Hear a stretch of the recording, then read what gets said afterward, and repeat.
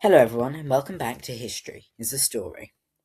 Now I hadn't actually planned on making this episode today, but with the World Cup third place playoff taking place tonight and the final tomorrow, it seemed like the perfect time to look back at the greatest sporting competition on earth.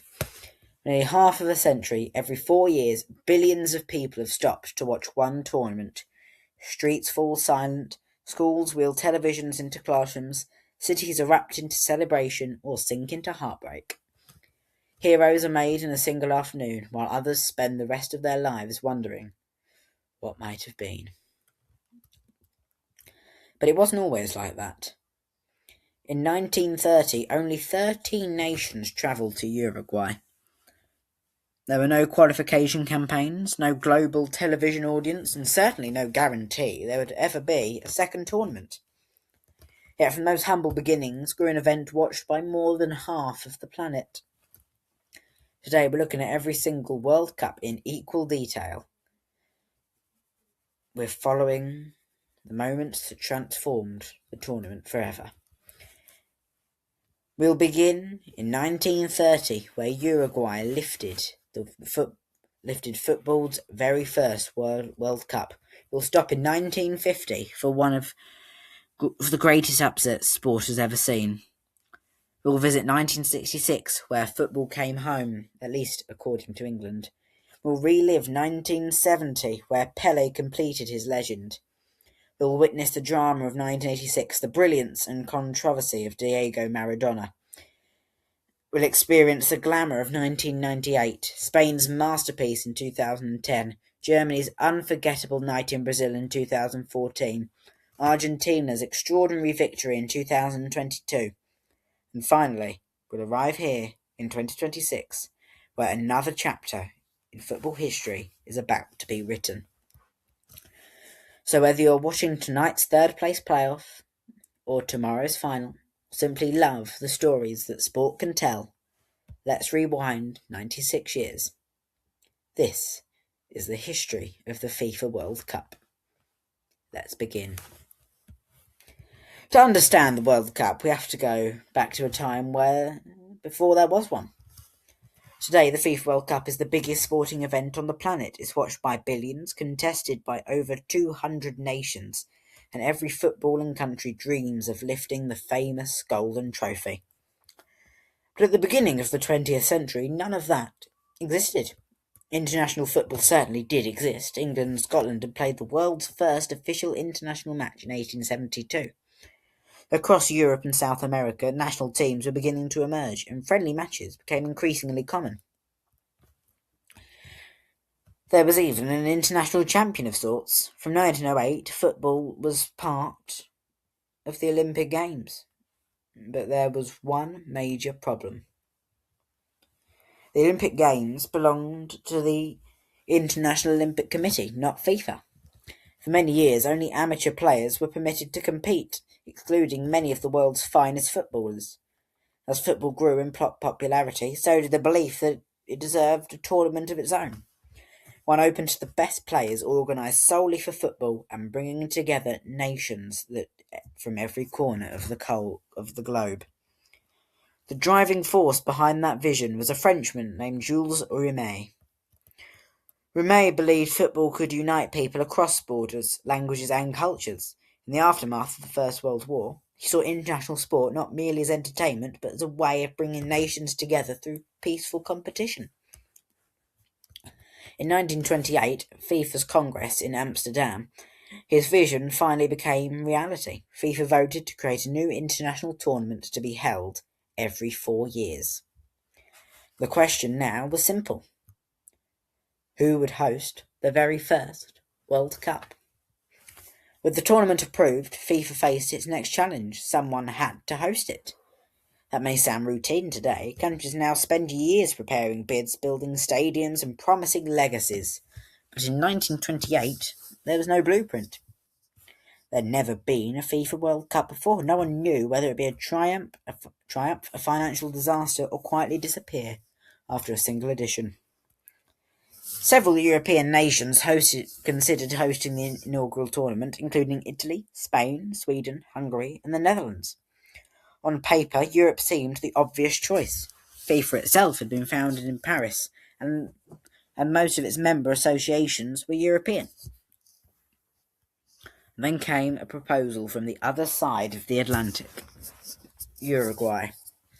It was in many ways the perfect candidate. On the pitch, Uruguay were the finest footballing nation in the world. They had won Olympic gold in Paris in 1924 and repeated the feat in Amsterdam 4 years later.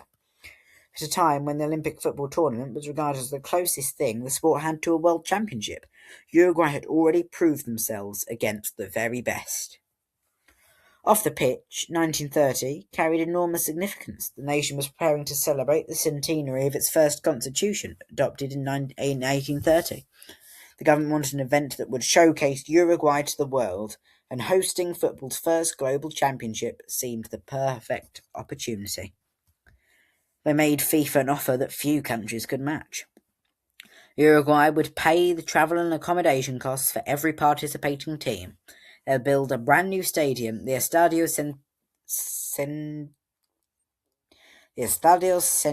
Centenario, for the tournament, and they would ensure the competition was worthy of becoming football's greatest prize. It was an extraordinary commitment. Faced with such ambitious proposal, the European bids gradually faded away. As FIFA's Congress in Barcelona in 1929, Uruguay was awarded the honour of hosting the very first ever World Cup. It should have been the end of the story. In reality, it was only the beginning, because convincing countries to travel halfway around the world proved far more difficult than convincing them to vote for the tournament in the first place. As the summer of 1930 approached, FIFA faced an uncomfortable possibility. What if hardly anybody came?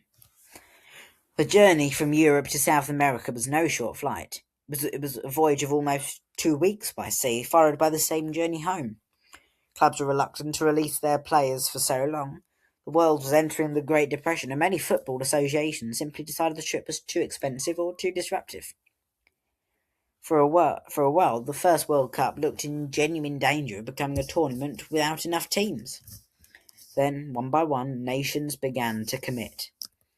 7 came from South America: Uruguay, Argentina, Brazil, Chile, Paraguay, Peru, and Bolivia. 4 made the long journey from Europe: France, Belgium, Romania, and Yugoslavia. And from North America came the United States and Mexico. 13 teams in total. By modern standards, it seemed almost impossibly small.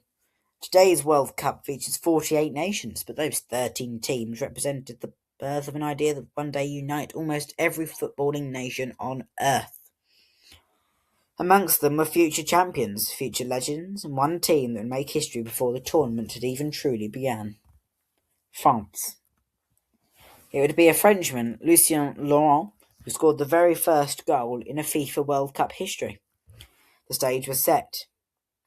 The crowds gathered in Montevideo. Football's greatest tournament was about to kick off for the very first time. The tournament itself was a simple affair.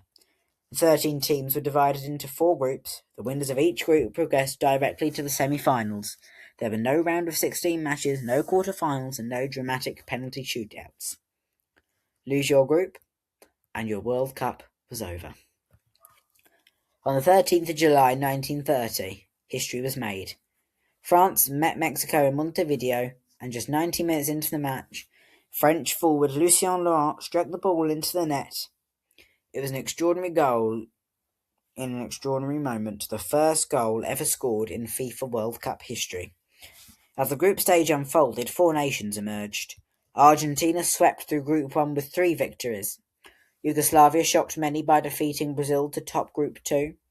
Host Uruguay overcame Romania and Peru to reach the semi-finals, while the United States impressed by winning both of their matches without conceding a single goal. The semi-finals were remarkably similar. Argentina defeated the United States 6-1. A day later, Uruguay beat Yugoslavia by exactly the same scoreline. The stage was set. On the 30th of July, 1930, inside Montevideo's Estadio Centenario, around 68,000 spectators packed into the stands for the first World Cup final. Fittingly, it would be contested by by the two greatest footballing nations of the age, neighbours and fierce rivals, Uruguay and Argentina. Argentina looked destined to become the first world champions, taking a 2-1 lead into half-time. But the hosts were not finished. Roared on by their home crowd, Uruguay produced a magnificent second-half comeback. 3 unanswered goals turned the match around, and when the final whistle blew, the scoreboard read, Uruguay 4, Argentina 2. The dream had finally become reality. The first FIFA World Cup had been completed successfully. Uruguay were the first world champions. Jules Rimet's bold idea had survived into the greatest test, and what began with just 13 nations in the winter of 1930 will grow into the biggest sporting competition the world has ever known. For 12 years, the World Cup disappeared. After Italy lifted the trophy in 1938, the world changed. The outbreak of the Second World War meant that planning tournaments of 1942 and 1946 could not take place. Nations were rebuilding, cities had been destroyed, and football was no longer the world's priority. But eventually the game returned. In 1950, Brazil hosted the first World Cup of the post-war era. It was not simply a football tournament, it was a symbol of the world trying to move forward again. The competition looked very different from the one held in Uruguay 20 years earlier. 13 teams had become 16, although several nations withdrew before the tournament began. There was no traditional knockout final. Instead, the 4 group winners entered a final round robin group, with the team at the top of the table becoming world champions. Among the nations returning to the stage was England, who had never entered the World Cup before. The country that had helped create modern football had stayed away from FIFA's tournament for years, believing the British Home Championship was the true test of international football. Her arrival was expected to be a celebration. Instead, it became one of the biggest shocks in World Cup history. On June 29, 1950, England faced the United States in Belo Horizonte. The English team was packed with talented players and widely considered one of the favourites. The US team, by contrast, was made up largely of semi-professional players. But football does not always follow the script. A single goal from Joe Gaetjens gave the United States a famous 1-0 victory. Newspapers from around the world struggled to believe the result, with some even assuming it was a printing error. But the biggest drama of the tournament was still to come. Brazil entered the final match of the tournament, needing only a draw against Uruguay to become world champions. The match was played at the enormous Maracanã Stadium in Rio de Janeiro in front of a crowd officially recorded at over 170,000. Everything was prepared for a Brazilian celebration, and when Brazil took the early lead in the second half, it seemed inevitable. But Uruguay refused to surrender. Juan Scafino equalised, then Alcides Giga scored the goal that silenced an entire nation. Uruguay 2, Brazil 1. The final whistle confirmed one of football's greatest surprises.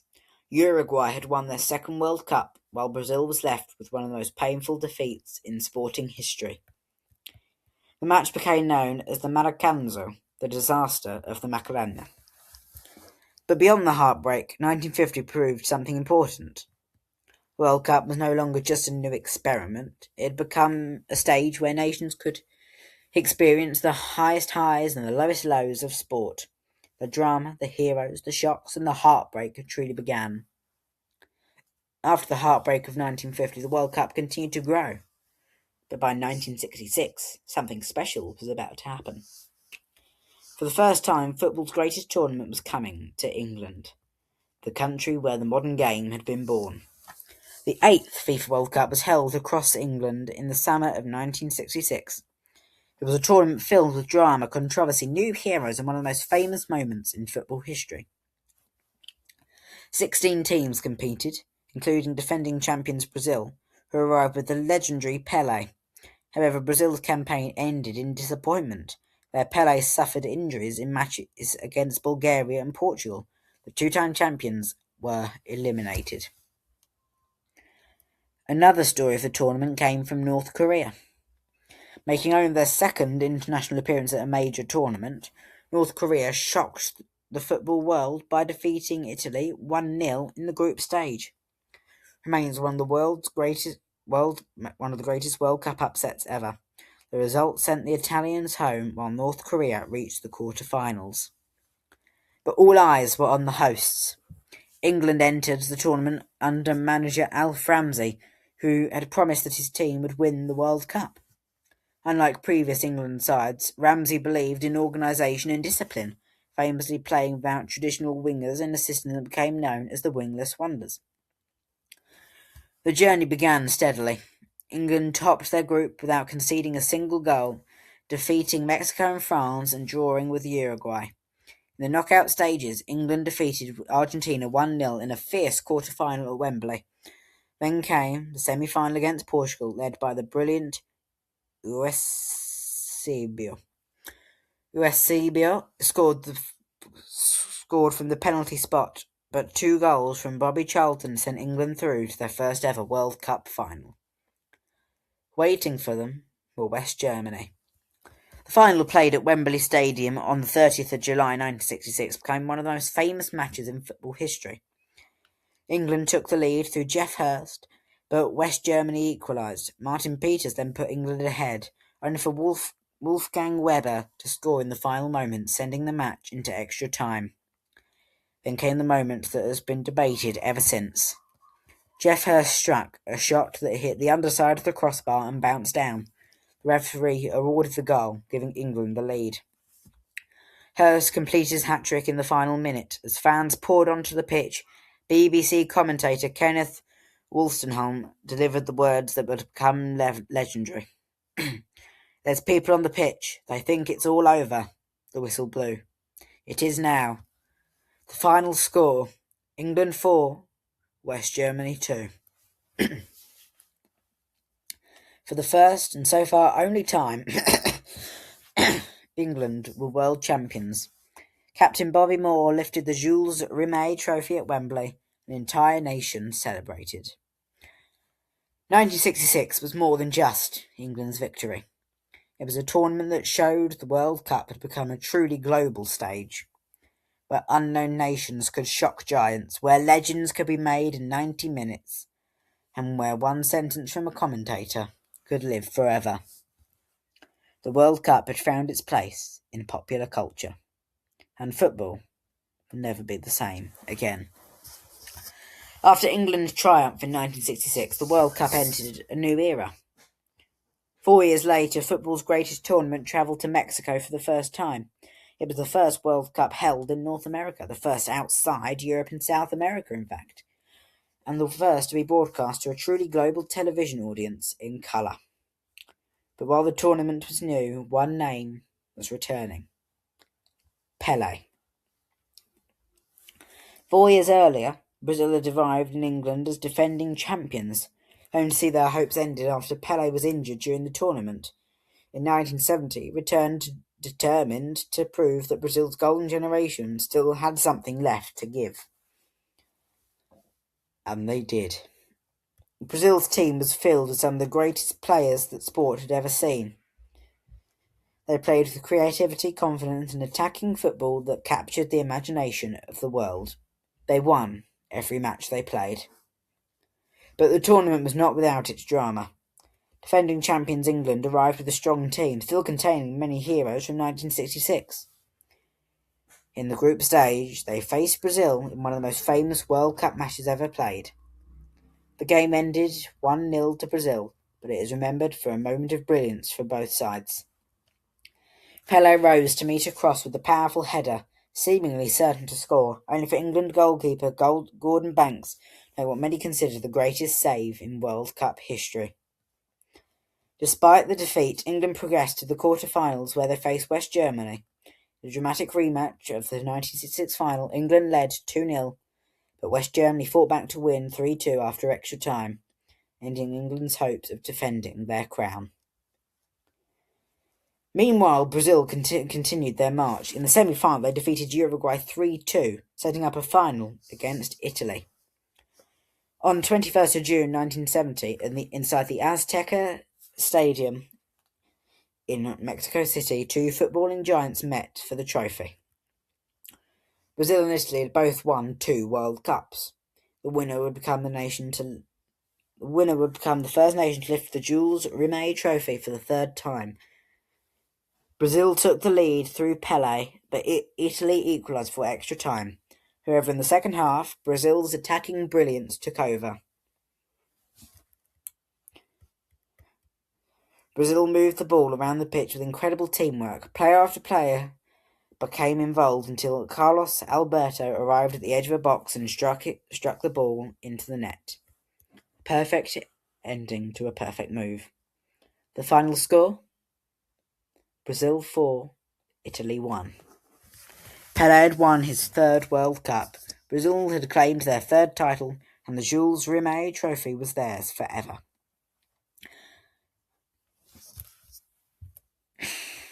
"16 years after Brazil's masterpiece in Mexico, the World Cup returned to the same country. The 1986 tournament was originally supposed to be hosted by Colombia, but financial difficulties forced them to withdraw. Mexico stepped in, becoming the first nation to host the World Cup twice. And while the tournament produced one of the greatest individual performances in football history, it would also create one of the most controversial moments. The man at the centre of it all was Diego Maradona. Maradona. Maradona arrived in Mexico as one of the world's most talented players, but Argentina were not considered the clear favourites. Brazil had won 4 World Cups. Italy were defending champions. West Germany were always a threat. But Maradona was about to turn the tournament into his own stage. Argentina progressed through the group stage and reached the quarter-finals, where they faced England in one of the most politically and emotionally charged matches in World Cup history. Just 4 years earlier, Argentina and the United Kingdom had fought the Falklands War, and tensions between the two nations were still extremely high. On June 22, 1986, inside Mexico City's Azteca Stadium, football became the setting for one of the most famous matches ever played. The first goal came in the 51st minute. Maradona attempted to challenge England goalkeeper Peter Shilton. The ball rose into the air, and Maradona appeared to use his hand to knock it into the net. The referee awarded the goal. The England players protested immediately, but the goal stood. After the match, Maradona famously described it as being scored a little by the hand of God. The moment became known around the world as the hand of God. But just 4 minutes later, Maradona produced something completely different. Receiving the ball inside his own half, he dribbled past several England players, continued into the penalty area, and calmly finished past Stilton. No controversy, no debate, just brilliance. It was later voted the greatest goal in World Cup history. Argentina won the match 2-1 and moved into the semis, where Maradona continued to shine, scoring twice against Belgium.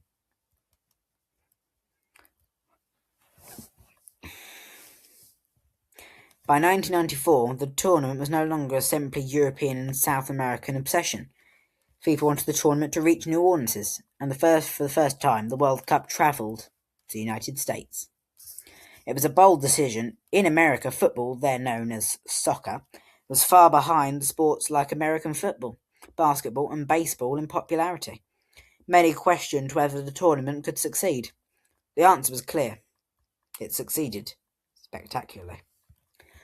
The 94 World Cup attracted record crowds, with millions of fans filling stadiums across the country. It showed that the world's game truly could find an audience anywhere.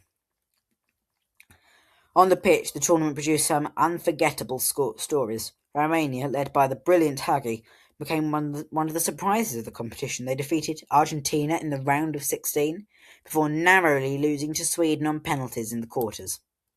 Then came Bulgaria. Before 1994, Bulgaria had never won a World Cup knockout match. That changed dramatically. After losing their opening match 3-0 to Nigeria, Bulgaria defeated Greece, then produced one of the biggest shocks of the tournament by eliminating defending champions Germany. Led by striker Hristo Stoichkov, Bulgaria reached the semi-finals for the first time in their history. But the final belonged to two of football's greatest nations, Brazil and Italy. Brazil had won 3 World Cups, Italy had also won 3. Whoever lifted the trophy would become the first nation to win 4. The final in Los Angeles was a tense and tactical battle. After 120 minutes, neither side had scored. For the first time in World Cup history, the final would be decided by a penalty shootout. Brazil converted their penalties. Italy did not. The decisive moment came when Italian superstar Roberto Baggio stepped forward. A hero throughout the tournament, he needed to score to keep Italy alive. His penalty went over the crossbar. Brazil were champions. Captain Dunga lifted the trophy, and Brazil claimed their 4th World Cup title, their first since 1970. In 1998, football's greatest tournament returned to France, the birthplace of FIFA and the home of Jules Rimet, the man whose dream had created the competition nearly 70 years earlier. But this was not the same World Cup that began in Uruguay in 1930. The tournament had expanded. For the first time, 32 nations competed for the trophy, creating a bigger and more global competition than ever before. New teams arrived on the world stage, while established powers looked to add another chapter to their history. France entered the tournament with something to prove. Despite producing great players over the years, France had never won the World Cup. They had come close in 82 and 86, but a trophy had always escaped them. Now, as hosts, the pressure was enormous. Led by manager Jacquet, France had a squad filled with talent. Their goalkeeper was Fabien Barthez, defender Marcel Desailly, captain Didier Deschamps, the brilliant Thierry Henry, and a young midfielder who had become the face of French football, Zinedine Zidane. The tournament began with drama. Norway defeated Brazil in the group stage. Croatia surprised many by reaching the semi-finals in their first World Cup appearance as an independent nation, and the Netherlands produced one of the greatest goals of the tournament when Dennis Bergkamp scored a stunning late winner against Argentina in the quarter-finals. The knockout stages were tense and unforgettable. France defeated Paraguay in the round of 32 with Laurent Blanc scoring the first golden goal in World Cup history. They then survived a penalty shootout against Italy in the quarter-finals before defeating Croatia 2-1 in the semis. However, the semi-final produced a surprise hero. Defender Lilian Thuram scored both of France's goals, the only goals he ever scored for his country. Waiting in the final were defending champions Brazil. On the 12th of July 1998, inside the Stade de France, the hosts played the biggest match in their history, and it belonged to Zidane. Two first-half headers from the French midfielder gave France a 2-0 lead. Brazil pushed for a comeback, but France's defence held firm. Emmanuel Petit added the third goal in stoppage time. The final score, France 3, Brazil 0. France were world champions for the first time. 12 years after France's triumph, the World Cup reached a place it had never been before: Africa. In 2010, South Africa became the first African nation to host a football's greatest tournament. It was a historic moment, not just for the country, but for an entire continent that had waited decades to welcome the world. The tournament opened with colour, celebration, and one sound that became impossible to forget: the vuvuzela. The constant roar of the plastic horns filled the stadium throughout the competition, dividing opinion amongst fans but becoming one of the defining images of the tournament. On the pitch, the World Cup produced some surprises from the very beginning. Defending champions Italy were eliminated in the group stage. France, runners-up in 2006, suffered a dramatic collapse after internal disputes and finished bottom of their group. Meanwhile, a new footballing philosophy was taking centre stage. Spain arrived in South Africa as European champions, having won Euro 2008 with a style built around possession, patience and technical brilliance. Their approach became known as tiki-taka. It was not always spectacular in a traditional sense, but it was incredibly effective. Spain controlled matches by keeping the ball, forcing opponents to chase and waiting for the perfect moment to strike. But their tournament began with a shock. In their opening match, Spain lost 1-0 to Switzerland. Many wondered whether their dream was already over. It was not. Spain recovered, winning the rest of their knockout matches by a single goal. They defeated Portugal, Paraguay and then Germany in the semi-final. Germany destroyed England 4-1 and Argentina 4-0, looking unstoppable, but Spain controlled the match, and a late header from Carles Puyol sent them into the first ever World Cup final. Waiting from there were the Netherlands. Inside Johannesburg's Soccer City Stadium, the two nations fought for their first World Cup trophy. The match was tense and physical, producing a record number of yellow cards. Chances came and went, but neither side could find a goal during normal time. Extra time arrived. And then in the 116th minute, the moment that changed Spanish football forever. Andres Iniesta received the ball inside the penalty area and struck a powerful shot into the corner of the net. Spain had scored. Spain were about to become world champions. For the first time in their history, Spain lifted the FIFA World Cup trophy. 2010 was more than just a Spanish victory. It was the first World Cup host in Africa, the celebration of a new footballing continent, and the triumph of a style of play that would influence teams around the world.